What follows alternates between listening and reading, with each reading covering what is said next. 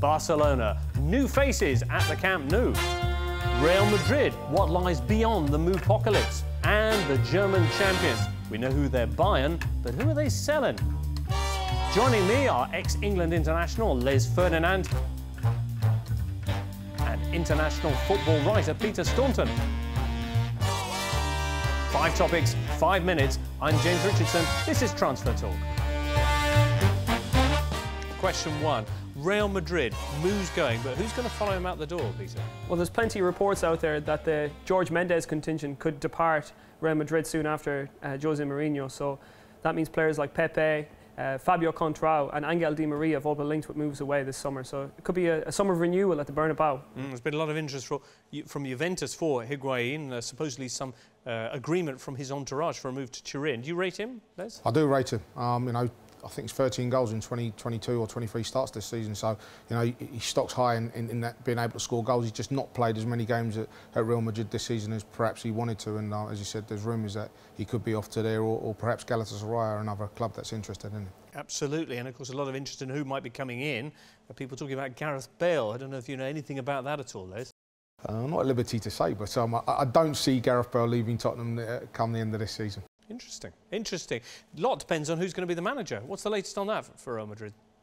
Well, obviously Jose Mourinho looks like he's all but departed the Bernabeu hot seat. You've got managers like Carlo Ancelotti and Rafa Benitez even that have been linked with going in there, but I don't know. I don't think it's done and dusted yet who's going to replace Mourinho. All right, well, let's move on to Barcelona, who are all but Spanish champions and reached the semi-finals of the Champions League, so clearly need to rebuild, Les. Yeah, I mean, that's the talk after what happened to them in the Champions League semi-finals. Everyone's been talking for a while that Barcelona need to change their style. I don't think they need to change their style. I think they just need to add to what they've got. And perhaps a couple of central defenders, because I think Puyol's been a big miss for him this season. And, you know, a few players out of form. I don't think it's anything too big a crisis for Barcelona. We're just used to seeing them in the finals. Hasn't happened this time round. I just think they need to add to what they've got. Right, OK. Well, they've got Fabregas, and there's some talk that he might be on the way. But as Les says, central defenders are the key areas, and also maybe a replacement for Victor Valdés. You know, Victor Valdés, his situation still isn't resolved. He said that he's not going to sign a new contract. Remains to be seen whether he might, you know, renege on that promise and stay. But they have been linked with goalkeepers, particularly Marc-Andre ter Stegen, a young German goalkeeper from Borussia Mönchengladbach, who looks like the second coming of Oliver Kahn, dragging his defenders around the box, pointing people out where they should be marking at corners. A real imposing personality for a young guy.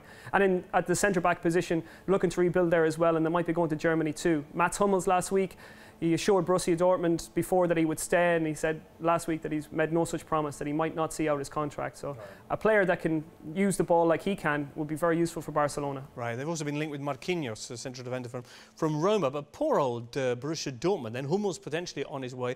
Götze has gone to Bayern Munich, and the word is that Lewandowski is going to be off there in the summer as well. We've had questions about Bayern Munich and what they're going to look like in the future. Pep Guardiola coming in, and people are saying that his first victims, if you will, are going to be Robben and Mario Gomez. Yeah, I mean, it's an interesting one, because you look at Bayern Munich and you say, how do they improve on what they're doing this season? You know, the manager's done a fantastic job. How does Pep, you know, take them forward? Because what do they need to take them forward? I mean, they've brought Götze already. If Lewandowski goes there, then is it what we've seen Barcelona do for the last 4 or 5 years, become the best team in the world? Is that what Bayern Munich are trying to do now? Are they trying to be spoken about as the best team in the world for the next 5 or 10 years? No, they look at an awesome position. Transfer listed was the story regarding both Robben and Gomez. Yeah, I think quite simply because of the style of football that Guardiola purveyed at Barcelona, people who put 2 and 2 together maybe come up with 5 that Robben and Gomez might not fit the template for Bayern Munich. But in the last couple of months, Arjen Robben has been playing like a man who's playing for his future. In the Champions League semi-finals against Barcelona, he arguably had 2 of his best games for Bayern. He was immense. And also Gomez popped up with a goal too. So I don't think it's all done and dusted for those guys, but if one is to leave by next season, I would say Gomez is probably the most expendable. All right, and rumours of potentially Gomez going down to Naples as a replacement for Edinson Cavani, who might well be moving up to Manchester. Some talk of a move by City for him. Certainly they would have the wherewithal to meet this, what, 60 million odd euros that De Laurentiis is is asking for Cavani? Yeah, De Laurentiis, he extracted a huge fee from Paris Saint-Germain for Ezekiel Lavezzi last summer, and he's not going to sell his star attraction, Edinson Cavani, on the cheap. No way. All right, 26 goals this season for Cavani. Also potentially heading to City. Les, we hear a lot about Fernandinho out of Shakhtar Donetsk.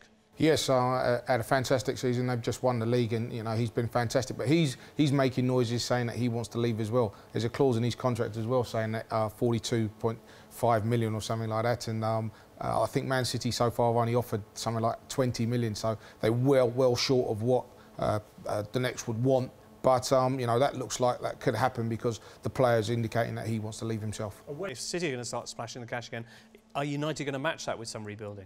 Yeah, it's been a funny one so far building up to the summer for Manchester United because they haven't really, expressed their transfer interest in anybody so far. So we've had to go on rumours. So the likes of James Rodriguez, who plays for Porto, and also his compatriot, who's Juan Quintero, who's playing for Pescara, probably the bright spark in what's probably the worst team in Serie A this season. So maybe some new attacking additions just to replenish the options within the squad, because the likes of Ashley Young and Nani, I don't think have stood up to be Champions League or Premier League challenging quality. Word of Nani potentially being sent off to Turin in a bid to bring in Marquisio to Old Trafford, which certainly would be a surprise. Let's finish off then with a bit of a Goal.com world exclusive, Peter. Have you got anything? Yeah, Wayne Vesey, our correspondent, come up with Stevan Jovetic, the Fiorentina striker. Arsenal are in advanced negotiations with Jovetic with Fiorentina over transfer for Jovetic. So he's a type of player who I see a little bit of Van Persie in. I have to say he's a very different player now than he was when he emerged. He was almost Messi-esque when he was emerging, but now he's bulked up and he's the focal point of the Fiorentina attack, bringing midfielders into play. And I do think he could do maybe a similar job for Arsenal as what Van Persie did before he left for Manchester United. That's interesting. You could look at it that way. You could look at it as another creative midfielder stroke attacking player who doesn't actually score many goals, which Arsenal kind of have in abundance. They have in abundance, but I think when you look at Gervinho's contribution this season, not scored many goals and not probably created as many goals as they would have wanted. I think Giroud's done quite well in his first season, but I think they need to add to that the attacking options that they have already. Well, we'll be back with a fresh set of rumours in next week's edition. And if you have anything you'd like us to talk about, then just leave a comment on Facebook, Twitter or YouTube. And also, if you like this, press the subscribe button. See you next time.